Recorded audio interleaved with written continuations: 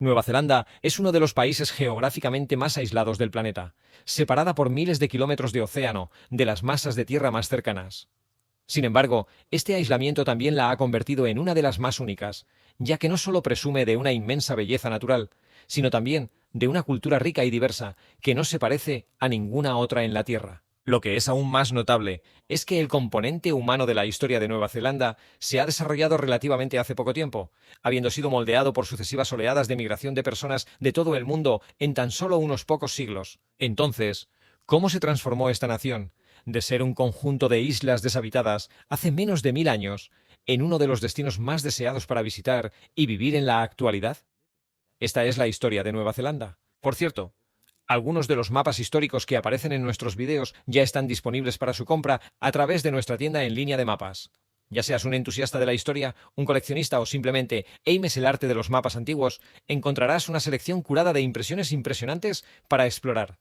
Son perfectos como decoración de pared, regalos reflexivos o añadidos a tu colección personal. Sigue el enlace en la descripción del video para ver nuestra colección y llevarte un pedazo de historia a casa. Nueva Zelanda es la masa terrestre habitada más reciente del planeta, con los primeros seres humanos asentándose allí hace solo unos 800 años, entre 1250 y 1300.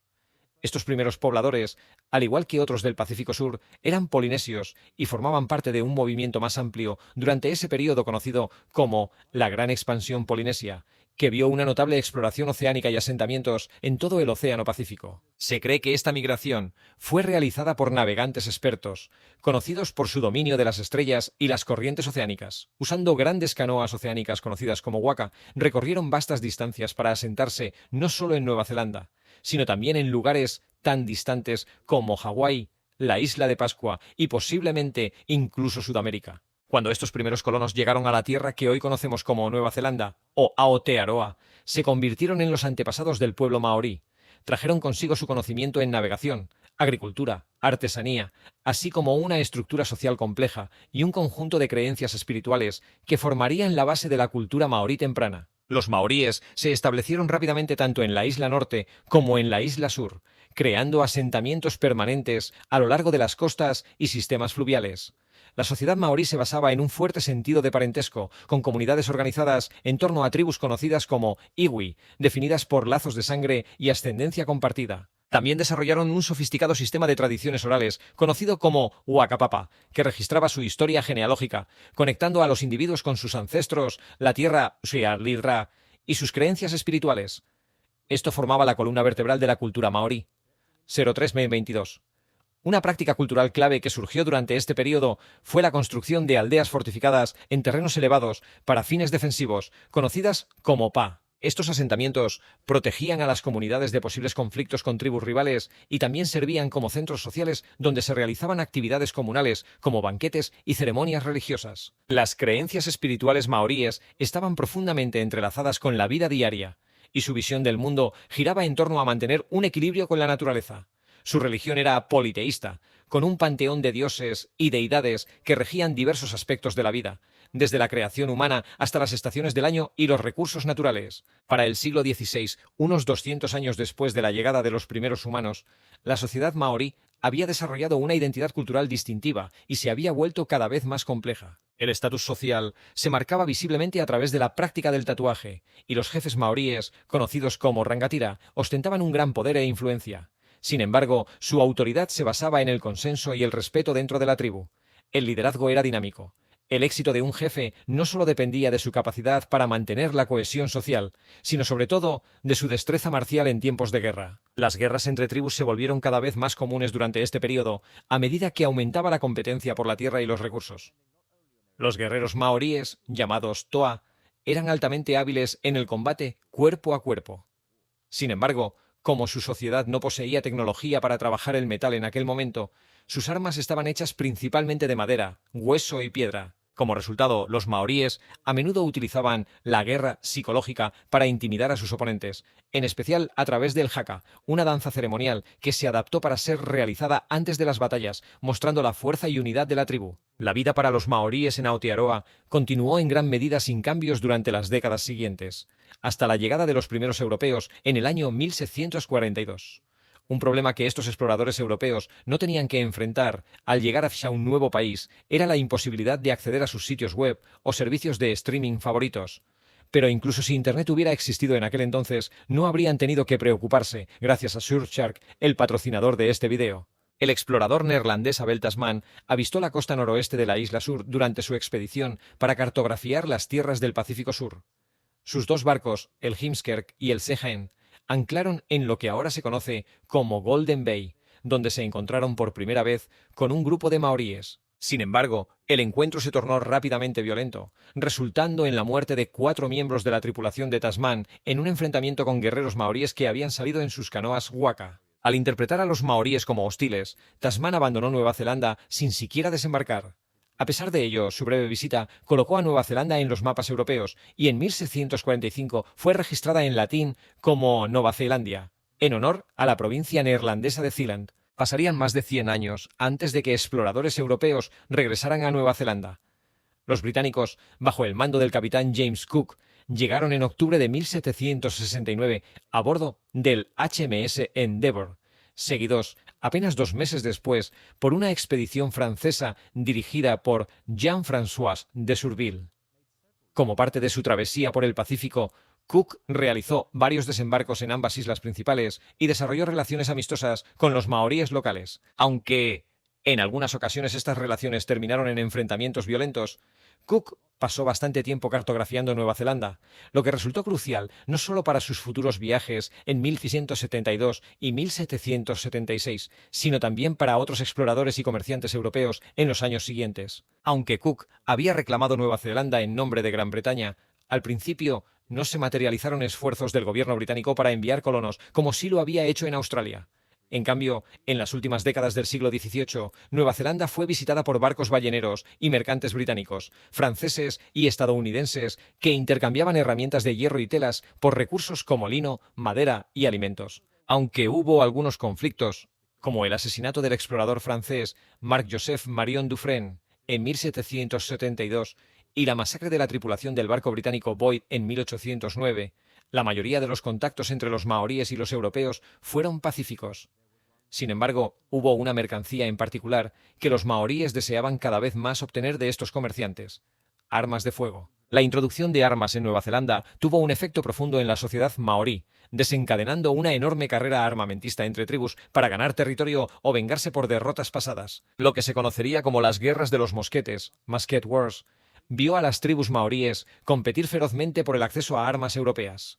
Se estima que las casi 3.000 batallas libradas entre 1806 y 1845 causaron la muerte de entre 20.000 y 40.000 personas, alterando drásticamente la composición tribal de Nueva Zelanda. En pocas décadas, desde comienzos del siglo XIX, algunos de esos marineros que llegaban de paso formaron los primeros asentamientos europeos permanentes en Nueva Zelanda, principalmente alrededor de la Bahía de las Islas, Bay of Islands y Hokianga en el norte.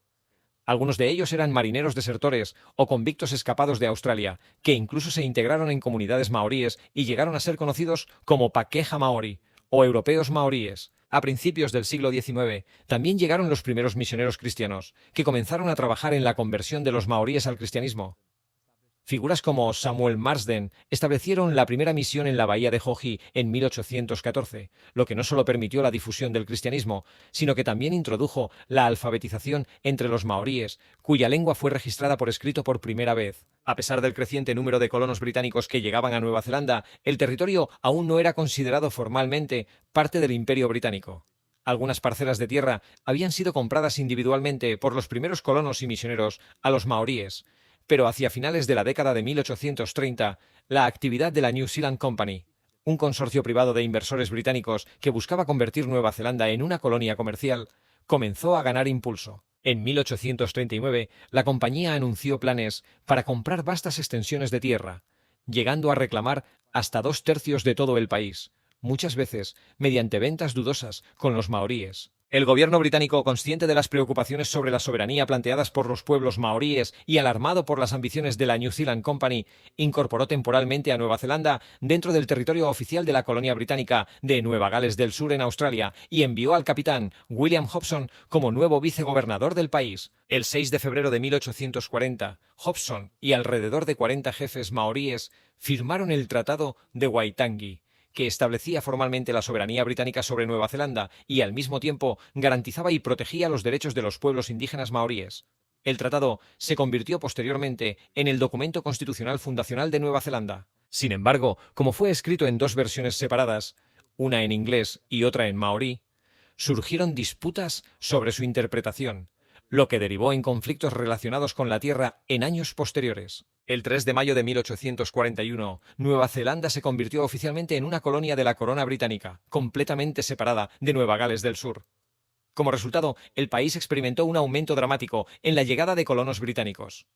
Impulsados por la oportunidad de comenzar una nueva vida y con la esperanza de poseer tierras, miles de europeos emigraron a Nueva Zelanda durante las décadas de 1840 y 1850. Fundaron nuevos asentamientos como Auckland en 1840 y Christchurch en 1848, y también expandieron asentamientos más antiguos como Wellington, que había sido fundado en 1839 y eventualmente se convirtió en la capital nacional en 1865. Aunque al principio los maoríes habían estado abiertos a la llegada de los europeos debido a las oportunidades comerciales, pronto quedó claro que se había subestimado enormemente la cantidad de colonos que llegaban. A pesar del reconocimiento de la soberanía maorí establecido en el Tratado de Waitangi, surgieron disputas sobre la tierra que comenzaron a intensificarse.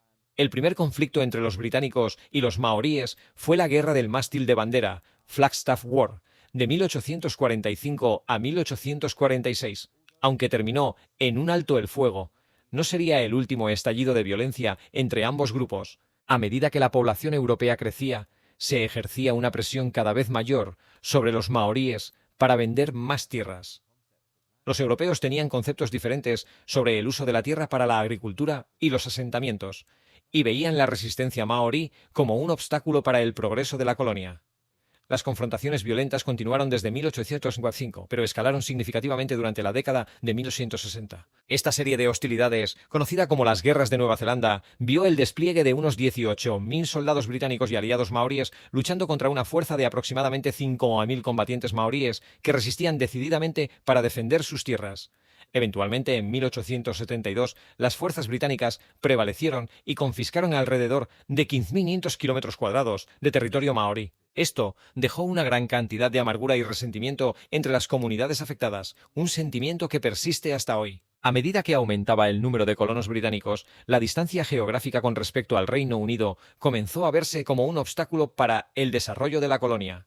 Por ello, en 1952 se decidió establecer un gobierno central en Nueva Zelanda, permitiendo que sus habitantes se gobernaran a sí mismos mediante un parlamento elegido democráticamente. Durante las décadas de 1950 y principios de 1960, el país entró en un período de prosperidad, con la agricultura, especialmente la ganadería ovina, como actividad dominante. El descubrimiento de oro en las regiones de Otago y la costa oeste también provocó una oleada de nuevos migrantes que llegaban en busca de fortuna. La población nacional creció rápidamente, duplicándose de apenas 71.000 en 1259 a 163 en 263. No solo llegaron inmigrantes provenientes de las Islas Británicas, sino también grupos más pequeños desde Estados Unidos, India, China y varias partes de Europa continental. Uno de esos migrantes fue Gottfried Lindauer, de Bohemia, quien llegó a Nueva Zelanda en 1874. Como artista entrenado, rápidamente encontró trabajo retratando a muchos jefes maoríes prominentes y a sus familias, documentando con precisión sus tatuajes faciales, vestimenta, ornamentos y armas. Sus obras, conocidas como los retratos maoríes, ofrecen una visión fascinante del modo de vida tradicional maorí que, de otro modo, podría haberse perdido en la historia. A pesar de una breve recesión económica a principios de la década de 1870, Nueva Zelanda continuó avanzando bajo el liderazgo de Sir Julius Bogle, el octavo primer ministro del país y la primera persona judía en ocupar ese cargo. Bogle implementó una ambiciosa política de obras públicas que permitió la construcción de infraestructura nacional, incluyendo nuevas líneas ferroviarias y de telégrafo. Posteriormente se llevaron a cabo más reformas políticas y sociales bajo el gobierno liberal del primer ministro Richard Seddon. Esto incluyó la creación de un estado de bienestar integral con la introducción de pensiones para la vejez, regulaciones laborales y leyes de salario mínimo. En 1893, Nueva Zelanda también otorgó el derecho al voto a las mujeres, convirtiéndose en el primer país del mundo en establecer el sufragio femenino universal. Al comenzar el siglo XX, Nueva Zelanda se había convertido en una de las naciones coloniales más prósperas y desarrolladas dentro del Imperio Británico. Sin embargo, ya empezaban a surgir debates sobre si el país debía tener una mayor independencia política del Reino Unido. En el año 1900, mientras la vecina Australia avanzaba en el proceso de convertirse en un dominio del imperio, algunos líderes políticos neozelandeses consideraron la posibilidad de unir ambas colonias. No obstante, muchos habitantes de Nueva Zelanda se opusieron a esa idea, y finalmente ambas naciones permanecieron separadas. Australia se convirtió en un dominio en 1901, mientras que Nueva Zelanda siguió el mismo camino en 1907. El estatus de dominio permitió a Nueva Zelanda ejercer un mayor grado de independencia política interna, aunque conservaba lazos constitucionales con la monarquía y el gobierno británico, los cuales seguían controlando la política exterior. Esto tendría consecuencias dramáticas apenas 7 años después, con el estallido de la Primera Guerra Mundial. Aunque la nación se encontraba relativamente segura por su ubicación remota, en el otro extremo del mundo con respecto al conflicto, sus tropas fueron desplegadas en el Pacífico y tomaron el territorio de Samoa Alemana en 1914. Alrededor de 100.000 soldados neozelandeses fueron enviados al extranjero como parte del Cuerpo de Ejército de Australia y Nueva Zelanda, ANZAC, y participaron con distinción en campañas clave como Gallipoli, el Medio Oriente y el Frente Occidental. Más de 18.000 de ellos murieron durante la guerra. Su sacrificio se convirtió en un símbolo nacional y es ampliamente considerado como un momento clave en el nacimiento de una identidad nacional independiente para Nueva Zelanda. Los años de entreguerras fueron difíciles para el país. Además de sufrir los efectos de la Gran Depresión en la década de 1930, el primer gobierno laborista, elegido en 1935, comenzó a priorizar los intereses nacionales por encima de los del país madre, lo que generó tensiones con el Reino Unido. Sin embargo, estas tensiones quedaron en segundo plano con el estallido de la Segunda Guerra Mundial en 1939. Durante la Segunda Guerra Mundial, la amenaza para Nueva Zelanda fue mucho mayor, debido al avance del Imperio de Japón por gran parte de la región Indo-Pacífica. Aún así, la mayor parte de las fuerzas militares neozelandesas fueron enviadas a luchar en Europa y el norte de África. Como en el conflicto anterior, el país respondió con fuerza al esfuerzo bélico, no solo alzando un ejército de más de 150.000 soldados, sino también suministrando alimentos, productos básicos y materiales en cantidades récord al Reino Unido. A pesar de haber luchado por la causa británica, los años posteriores a la guerra marcaron un cambio irreversible en la relación de Nueva Zelanda con su antigua metrópolis. Aunque el país aún mantenía una orientación cultural predominantemente británica, el ascenso de Estados Unidos como potencia dominante en el Pacífico llevó a Nueva Zelanda, junto con Australia, a mirar hacia Washington para asegurar su defensa, en lugar de depender de un gobierno británico lejano en Londres. Los lazos más estrechos con Estados Unidos llevaron eventualmente a la participación de Nueva Zelanda en la Guerra de Vietnam en los años 60, lo cual generó una gran cantidad de protestas y controversia dentro del país. La cooperación militar con Estados Unidos continuó hasta 1986, cuando Nueva Zelanda fue suspendida del Tratado de Seguridad Colectiva entre Australia, Nueva Zelanda y Estados Unidos, ANZUS, tras declarar su compromiso con una política completamente antinuclear. En la segunda mitad del siglo XX, Nueva Zelanda se transformó en la nación moderna que conocemos hoy. Se liberalizó la política migratoria, permitiendo la llegada de inmigrantes de Asia, mientras que la inmigración desde el Reino Unido disminuyó. Australia pasó a ser la mayor fuente de migración en ambos sentidos. Durante este tiempo, el pueblo maorí también vivió una especie de renacimiento cultural, buscando revertir el declive de su idioma y tradiciones que había comenzado desde los primeros días del asentamiento europeo. Esto provocó un cambio de actitud entre muchos neozelandeses de origen europeo, y en 1987 el idioma maorí fue declarado idioma oficial del Estado. Muchos maoríes también comenzaron a participar activamente en la vida política para proteger sus derechos y su forma de vida. Hoy en día, Nueva Zelanda se destaca como uno de los destinos más deseados del planeta.